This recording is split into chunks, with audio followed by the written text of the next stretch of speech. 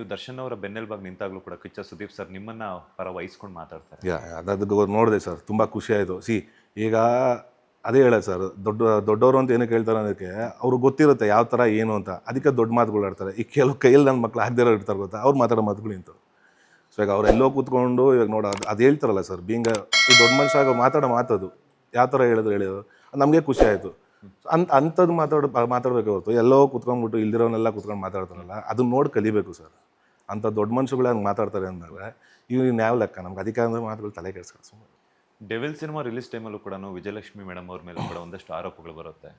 ಕಿಚ್ಚ ಸುದೀಪ್ ಅವರು ಪೈರಸಿ ಬಗ್ಗೆ ಮಾತನಾಡಿದ್ರೆ ಇವ್ರು ಇನ್ನೊಂದ್ರ ಬಗ್ಗೆ ಮಾತನಾಡಿದ್ರು ಅಂತ ಹೇಳ್ಬಿಟ್ಟು ಯಾವುದಕ್ಕೆ ಅದಕ್ಕೂ ಒಂದೊಂದು ಲಿಂಕ್ ಮಾಡ್ತಾರೆ. ಅದೇ ಹೇಳೋಣ ಸರ್, ಮಧ್ಯೆಲ್ಲ ನೋಟಂಗಿಗಳಿಂದ ಎಲ್ಲೆಲ್ಲೋ ಹೋಗ್ಬಿಡುತ್ತೆ. ಅದು ಚೆನ್ನಾಗೇ ಇರ್ತಾರೆ ಬಿಡಿ, ಏನು ಮಾಡೋಕ್ಕೆ.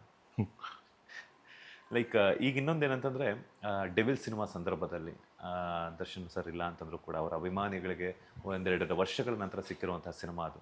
ಅವರ ಸಾರಥಿಯಾಗಿ ನೀವು ವಿಜಯಲಕ್ಷ್ಮಿ ಅವರೊಟ್ಟಿಗೆ ಕೂತ್ಕೊಂಡು ಸಿನಿಮಾವನ್ನು ನೋಡ್ತೀರಾ, ಮುನ್ನಡೆಸ್ಕೊಂಡು ಹೋಗ್ತೀರಾ. ಸೊ ಆ ಒಂದು ಅನುಭವದ ಬಗ್ಗೆ ದರ್ಶನ್ ಅವರನ್ನು ಭೇಟಿ ಆದಾಗ ಏನು ಹೇಳಿದ್ರು ಅಂತ? ಇಲ್ಲ, ಖುಷಿ ಇದೆ ಸರ್.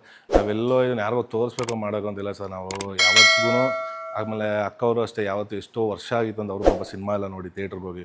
ಸೊ ಎಲ್ಲರೂ ಕೂತ್ಕೊಂಡು ಪ್ಲ್ಯಾನ್ ಮಾಡೋಕ್ಕಾರೆ ಹೋಗೋಣ ಅಂತ ಪ್ಲ್ಯಾನ್ ಮಾಡಿ ನಡಿರೋಕ್ಕಾಯ್ತು, ಹೋಗೋಣ ಫಸ್ಟೇ ಫಸ್ಟು. ಇರೋ ಅಣ್ಣ ಇದ್ದನ್ನ ನೀವು ನಿಂತರೆ ಇವಾಗ ಏನೇ ಆಗಲಿ ಸರ್, ಆ ಒಂದು ಇವಾಗ ಏನು ಅಣ್ಣನ ಬಳಗ ಇದೆ, ಡಿವೋರ್ಸ್ ಅಣ್ಣನ ಸೆಲೆಬ್ರಿಟೀಸ್ಗಳು, ಆ ಬಳಗಕ್ಕೆ ಒಂದು ಧೈರ್ಯ ಅನ್ನೋದು ಬೇಕೀಗ ಈ ಪ್ರೆಸೆಂಟ್ ಸಿಚುವೇಶನ್ಗೆ. ಅದಕ್ಕೆ ಇದಾಗಿ ನಾವೆಲ್ಲ ಪ್ಲ್ಯಾನ್ ಮಾಡಿ, ಅಕ್ಕ ನೀವು ನಿಂತ್ಕೋಬೇಕಾಗುತ್ತೆ ಈಗ ಈ ಪ್ರೆಸೆಂಟ್ ಈ ಸಿಚುವೇಶನ್ ನೀವು ನಿಂತ್ಕೋಬೇಕು. ಬಿಕಾಸ್ ಅವ್ರಿಗೇನೋ ಒಂದು ಬೇಕು ಧೈರ್ಯ, ಆ ಧೈರ್ಯ ಸಾಕು, ದೇ ವಿಲ್ ಹ್ಯಾಂಡಲ್ ಎವ್ರಿಥಿಂಗ್ ಅನ್ನೋ ಥರ.